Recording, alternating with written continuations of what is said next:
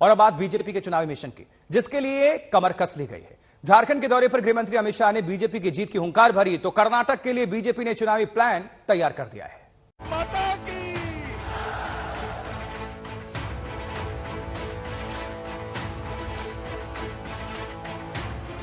ये बीजेपी का मिशन 2024 है। हर राज्य पर नजर, हर सीट पर रणनीति, हर मोर्चे पर तैयारी। इसी मिशन पर आज अमित शाह झारखंड पहुंचे, जहां देवघर में पूजा अर्चना करने के साथ अपने मिशन की शुरुआत की। शाह के निशाने पर सोरेन सरकार थी। आदिवासी से लेकर भ्रष्टाचार के मुद्दों पर शाह ने ताबड़तोड़ हमले किए। कोई मंत्री बनता है, मुख्यमंत्री बनता है तो भ्रष्टाचार करता है तो हाथ से करता है। इन्होंने तो ट्रैक्टर और रेलवे के वैगन से भ्रष्टाचार करना शुरू कर दिया। जरा शर्म करो, शर्म करो। जो पैसा गरीब आदिवासियों के विकास के लिए है, जो पैसा हमारे पिछड़े वर्ग के गरीब भाइयों के लिए, दलित भाइयों के लिए, वो पैसा आज गबन कर दिल्ली के दरबार में पहुंचा रहे हो। हेमंत बाबू, झारखंड में 30 दिनों के अंतराल पर अमित शाह की दूसरी यात्रा है।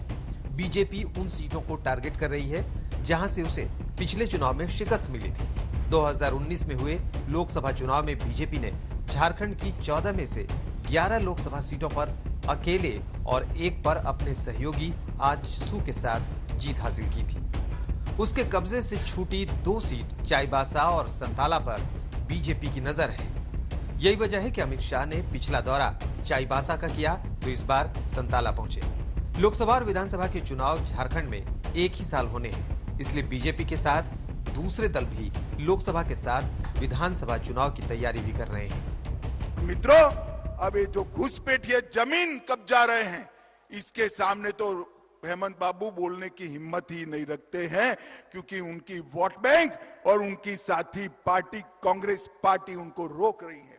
मगर हम भारतीय जनता पार्टी के कार्यकर्ता ये नहीं होने देंगे। झारखंड के अंदर जनसंख्यिकी नहीं बदलने देंगे। ये झारखंड जिनका है उसी का रहेगा। ये भारतीय जनता पार्टी का निर्णय है।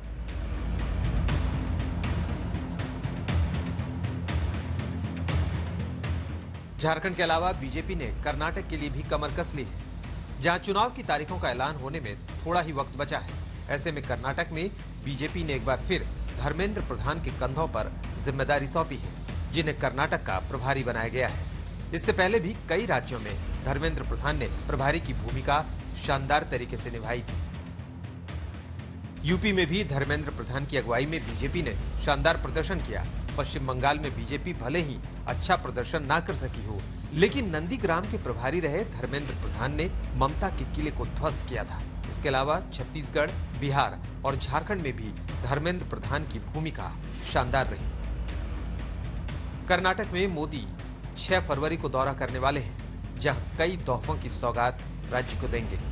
इसके अलावा अमित शाह भी कर्नाटक के दौरे पर जाने वाले हैं, जो कि बीजेपी के मिशन साउथ की सबसे अहम कड़ी माना जाता है। आज तक ब्यूरो।